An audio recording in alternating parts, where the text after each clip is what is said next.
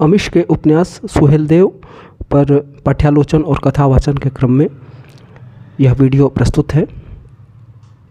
हम लोगों ने पिछली वीडियोस में देखा है कि सुहेलदेव अपने पिता मंगलध्वज से कहकर जंगलों में प्रस्थान कर चुका है और गजनी की अधीनता प्रतिहार नरेश स्वीकार कर चुका है। इसके अलावा भी अन्य शासक स्वीकार कर चुके हैं। तो गजनी के सैनिक और अन्य कमांडर यहाँ के शासकों के लोकल कर्मचारियों के रूप में काम कर रहे हैं, पर उनका मुख्य उद्देश्य गांव में लूट मार मचाना और लूट की संपदा को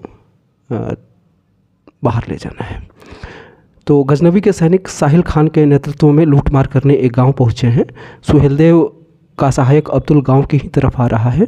गांव वाले गांव छोड़कर भाग रहे हैं। जैसे ही अब्दुल को सूचना मिलती है कि सालिक खान गांव के मंदिर को अपवित्र कर रहा है, वह वहां पहुंचता है, संघर्ष करता है और पकड़ा जाता है। उस पर तुर्कों द्वारा शारीरिक अत्याचार किए जाते हैं। वह बेहोश हो जाता है। रात में सुहेलदेव और उसके साथी आक्रमण कर सालिक खान और उसके सैनिकों को मार डालते हैं। इसी क्रम में अब्दुल और सुहेलदेव के वार्तालाप का कुछ अंश मैं सुनाऊंगा जो बहुत आवश्यक हैं और शिक्षाप्रद भी हैं। अब्दुल सुहेलदेव से पूछता है कि क्या मूर्तियां सुरक्षित हैं। सुहेलदेव उसे चेतावनी देता हुआ कहता है कि हम नई मूर्तियां बना लेंगे। उसका कथन, सुहेलदेव का कथन ध्यान देने लायक है, जो सभ्यता समीक्षा की जीवंत पंक्तियां बन सकती हैं। हमारा विश्वास हमारी ताकत है, पर तुर्कों ने हमारे विश्वास को कमज़ोरी में बदल दिया है। वे जानते हैं कि हम अपनी मूर्तियों को बचाने हेतु किसी हद तक जाएंगे,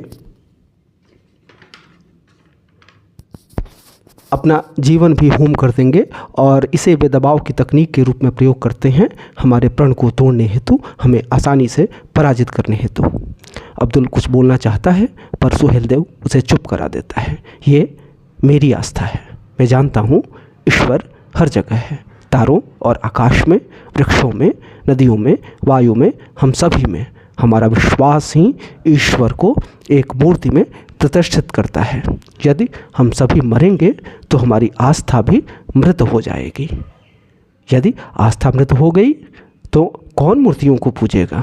याद रखो, नई मूर्तियाँ हमेशा बनाई जा सकती हैं और उनमें प्राण प्रतिष्ठा भी की जा सकती हैं। यदि अपनों को बचाने या मूर्तियों को बचाने में से किसी एक को चुनना पड़े तो मैं हमेशा अपनों को चुनूंगा। उनमें आगे भी बात होती है और सुहेलदेव कहता है, युद्ध लड़ने का उद्देश्य बलिदानी बनना नहीं वरन जीतना है। बदला कोई क्रुद्ध बदला नहीं, शीत निर्मम बदला।